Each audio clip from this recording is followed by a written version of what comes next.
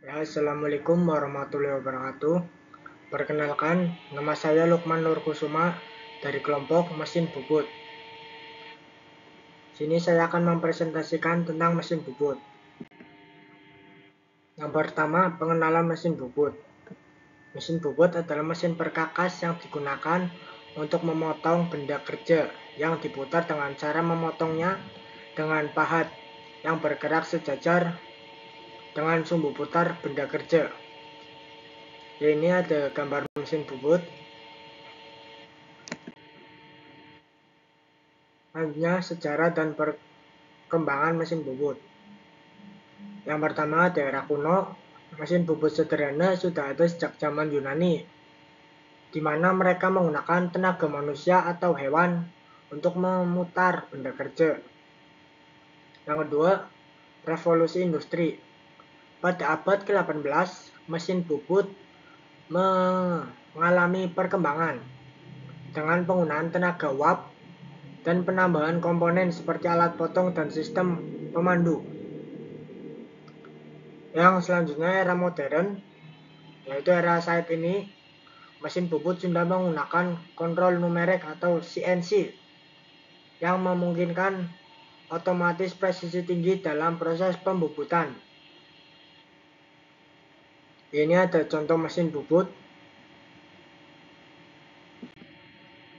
Yang selanjutnya ada komponen-komponen mesin bubut. Yang pertama ada headstock.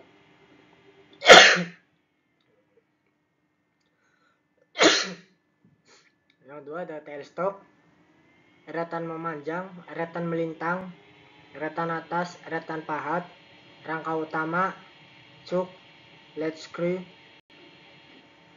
bed. Nah, ini ada gambar dari kepala tetap atau headstock. Kepala tetap ini terdiri dari poros spindle mesin yang berfungsi sebagai tempat dudukan atau cekam, sehingga benda kerja dapat dicekam dan dapat berputar untuk proses pembubutan. Selanjutnya ada kepala lepas atau tailstock.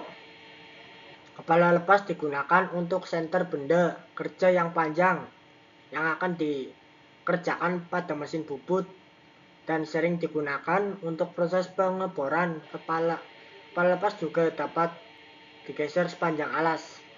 Ini ada gambar kepala lepas atau tailstock ya. Selanjutnya ada eretan memanjang. Berfungsi untuk melakukan gerakan pemakanan arah dan memanjang sejajar dengan sumbu kerja, atau bisa dibilang gerakan mendekat dan menjauhi cuk. Ini ada gambar eretan memanjangnya. Ada eretan lintang, eretan atas, dan eretan atas. Ini eretan melintangnya. Eretan atas kombinasi memiliki fungsi untuk melakukan gerakan pemakaman ke arah sudut yang diinginkan sesuai penyetelannya. Ini ada rumah pahat. Gambarnya itu berfungsi sebagai tempat pahat pada mesin bubut. Rumah pahat dapat dibedakan menjadi rumah pahat yang bisa di setel dan rumah pahat standar. Ini ada rangka utama dari mesin bubut ya. Rangka utama itu berfungsi sebagai tempat menempelnya komponen utama mesin bubut yang akan berhubungan dengan komponen lainnya. Nah, ini ada cuk, yaitu berfungsi sebagai pencekap atau untuk benda kerja, dan bagian yang berputar atau spindle. Selanjutnya ada lead screw, yaitu bagian yang digunakan untuk mengontrol pergerakan alat pemotong dengan ketelitian tinggi. Ini dapat dikendalikan secara manual atau pergerakan otomatis, terutama pada mesin bubut CNC yang otomatis ya. Selanjutnya ada cooling system. Sesuai namanya cooling, yaitu pendingin. Digunakan untuk menjaga suhu alat pemotong dan benda kerja agar tidak terlalu panas selama pemotongan. Ini dapat menghindari deformasi dan pemusnahan pada benda kerja dan pahat. Itu yang selanjutnya ada badan mesin atau bed. Itu struktur utama mesin bubut yang mendukung semua komponen lainnya. Ini biasanya terbuat dari bahan yang kuat dan stabil, yang kokoh, seperti besi cor atau baja. Bed juga dirancang dengan sangat baik untuk memastikan kestabilan dan presisi mesin. Nah, ini ada jenis-jenis mesin bubut tadi ya. Yang pertama ada mesin bubut manual, yaitu digunakan untuk proses pembubutan sederhana dengan gerakan alat potong dan kecepatan putaran diatur secara manual ya. Langsung dari orangnya langsung maksudnya. Nah, selanjutnya ada mesin bubut turret. Dilengkapi dengan turret yang memegang berbagai alat potong, memungkinkan pergantian alat potong dengan cepat dan efisien. Yang ketiga ada mesin bubut engine, yaitu yang dirancang untuk pekerjaan yang membutuhkan presisi dan akurasi tinggi. Yang terakhir ada mesin bubut CNC, yaitu yang dikenakan oleh komputer yang mengontrol pergerakan alat potong dan kecepatan putaran dengan akurasi tinggi. Ini ada cara kerja mesin bubut ya.